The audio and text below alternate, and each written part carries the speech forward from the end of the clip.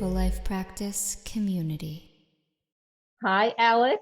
We are here together today to record a little interview, Alex, from the Mindful Life Practice, so that I can bring your information and your story of recovery to our recovery group. And I would love for you to be with us, but I know that the time is so different because you're 13 hours ahead of us. Yeah. So we meet at 12 o'clock Eastern time. So that's like way in the wee hours of the morning for you. So anyway, welcome to our wellness recovery group, or we call it Wellness Recovery Community Circle Group. And I'm going to ask you to just tell a little bit about your own sober journey, how maybe you got started with the yoga, and then to offer a couple of strategies as to why yoga is so helpful in building resilience in recovery. Amazing. Thank you so much for having me. Yeah, I'm 13 hours from Toronto, which is really great sometimes when we're talking about like the late nights is the early mornings for me, like the, 7 p.m. is 7 a.m. and vice versa, but it's hard with things in the middle of the day. So I am a Canadian and I am currently living in Indonesia, and I moved abroad when I was 23. I went into teaching. So I went overseas and was living in the Middle East for about 6 years as a school teacher. And growing up, I had a normal childhood around alcohol that most people did from the generation I was born in. I was born in the 90s, and it was normal to drink all the time. Everyone was drinking, at every occasion, special occasions, funerals, birthdays, weddings, prom, Christmas. It was just a part of my childhood. And I would say that my parents were drinking, they were drinking in a responsible way. Like it wasn't, not that they were like falling down, drunk or anything, but they were just regular drinkers. And so I was raised with this upbringing that it was normal to drink, it was cool to drink. And when I got to high school, that's what me and my friends started doing. We all started drinking. And I think I had an unhealthy relationship with alcohol from a long time, but it definitely accelerated when I moved overseas, and it accelerated really quickly. So I moved to Kuwait, where alcohol was completely illegal. And then I became obsessed with like making it, finding places to buy it, going to embassy properties where it was legal. And then I moved to Dubai and Abu Dhabi, which is kind of like the Vegas of the region. And you can start drinking at noon on a Friday and drink till midnight. And so then I'm like, oh, this is my paradise. This is amazing. I get to drink as much as I want. And it all just kind of like flung me into a wall. And so I was 27. I was really young when I quit drinking. And people often say to me, when they hear how young I was, they often say, I wish I got sober when I was your age. Like that's the most common thing I hear. And being in the Middle East, resources were not readily available to me. So alcohol was a very taboo subject. It still is. And mental health is a very taboo subject. And so there was a bit of AA, but very little. Like I think there were like maybe 2 or 3 12-step meetings in the city of Abu Dhabi, which is like nothing compared to like in, the city of Toronto, you can find one every hour of the day, every day of the week. Do you think you needed help? I think I certainly was up at night Googling like how to quit drinking. And I definitely had found the AA website. Like I had found the resource. I think there was something about AA that did not appeal to me and did not resonate with me, but I didn't know that there was anything else out there because it's not widely talked about. It's not widely promoted. It's not widely shared. And it's so funny because now that I'm in the world I am and doing the job that I am, you see that there's so many alternative communities to AA. Like there's Tempest Sobriety School. There's This Naked Mind. There is One Year No Beer, which is what I joined. There is the Retired Party Girl. There's now my community, Sober Curious Yoga. Like I could probably list for you 10 or 15 alternative sober communities out there. And I just didn't know that they existed. And so I ended up joining One Year No Beer because I got targeted ads about it on Facebook. And so I kept getting ads.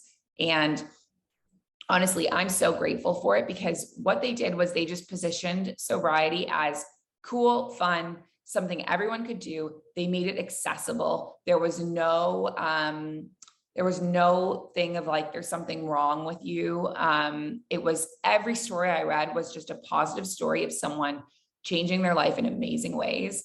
And this was what really inspired me. And so I was following this page. Actually wasn't even officially following them because I didn't want anyone to think that I had a drinking problem. So I was just searching up the page and reading all the content on it, and reading and reading and reading. And so there was probably a 4 or 5 month period where I was just watching this. And then I finally decided, it was one day in April of 2019 when I finally decided, like, okay, it's time. And I was just going to give it up for 28 days. And it was kind of a curiosity and an evolution and an investigation that happened as I quit and got more and more and further away from alcohol, when I realized, like, wow, I actually don't want this in my life at all anymore. So I know that you and I both are spiritual. We follow Gabby Bernstein, and we follow some of her, what her mindset is. So do you feel that those targeted ads that were showing up for you was a spiritual or a divine intervention 100%. saying to you, look at this? Yeah. 100%.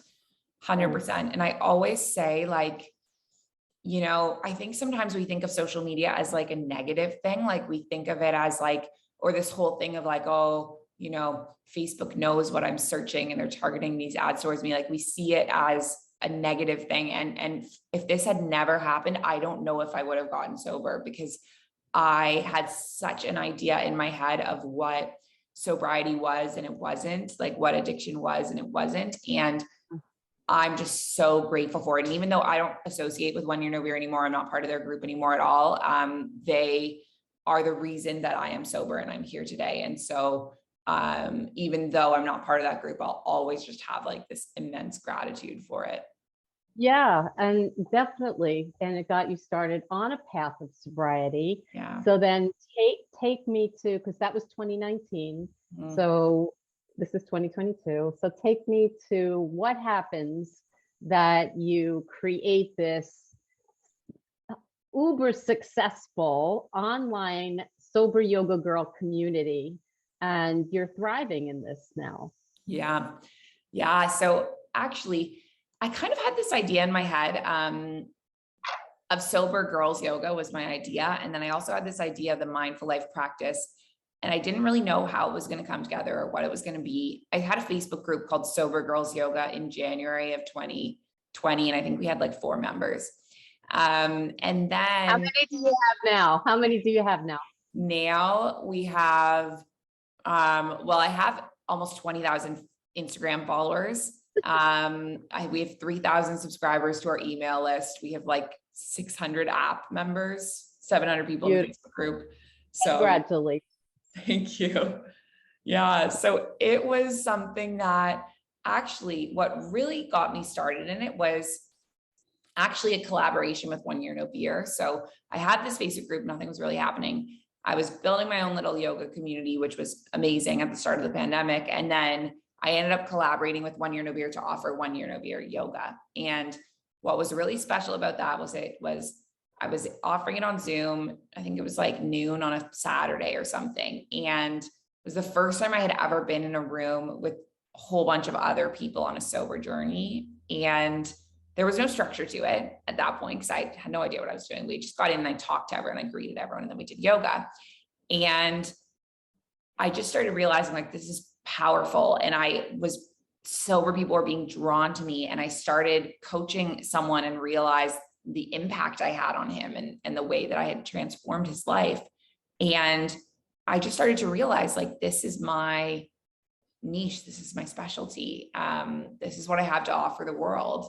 And so I ended up starting this Sober Girls Yoga Challenge. It's now called Sober Curious Yoga, but basically what I do is I help people quit drinking and replace drinking with yoga. And it's our yoga, our spirituality, our community. There's journaling, there's meditation. You get access to an app, and we have special groups on the app. So we have a group for all of the challengers, and we start a new challenge every month. So those are for people in initial sobriety. And then we have greater groups for people at all stages of sobriety. So we have someone up until, I think she's over 20 years sober in our group. And then we have people that are just, days sober. And so basically it's like this amazing sober yoga community all in this app. And it's just incredible. You have become a leader in this community. I've seen it. It's incredible. It's incredible. And you have been such a mentor to me. And it not only in business, yes, you've been mentoring me in business and coaching me, but personally as well. And we've become very dear friends and close friends. And I follow you and I watch you and I try to emulate what you're doing. I'm a lot older than you, but I have to say, you have really set the bar to someplace that I want to rise to help globally like you do. And you actually had last year, because I was a part of your summit last year, right? You had a week-long summit of all kinds of classes and workshops that you were offering globally, so people could come in and see what you're about and take those classes, see if it was a good fit for them. And now here we are. I think that was last September. It was. So yeah, so we're a few months past that. And I'm wondering, what is the success rate? So you have this thriving business now. You're replacing the drinking addiction with now this beautiful practice of yoga, which is a wellness practice. It's a self-care practice, which I love because that's what I do as well. So how does yoga take the place of an unhealthy practice, and how does it build our resiliency? Yeah, that's a great question. So our yoga practice benefits us for a few reasons. One of the primary ways that it really impacts us is its effect on the nervous system. So when we're practicing yoga, we can shift from a sympathetic nervous system state to a parasympathetic nervous state. So basically we can drop down from a state of chronic stress to a state of rest and digest. And this is one of the biggest issues in, I believe, in the modern Western world, is that we are all living in states of chronic stress. We all have trauma, we all have pain, we all have suffering, and we're not learning how to process it, and we're not learning how to navigate it and manage it to bring ourselves into a state of rest and digest. And that is the primary reason why yoga is so beneficial. It's actually seen in studies to be more beneficial than like going for a walk, more beneficial than exercise in some ways, because it is, you get the added benefit of exercising in some types of classes while you're doing it, but it has that nervous system impact. There's also some different benefits of the actual, like often in yoga, you're holding really uncomfortable poses for a long time.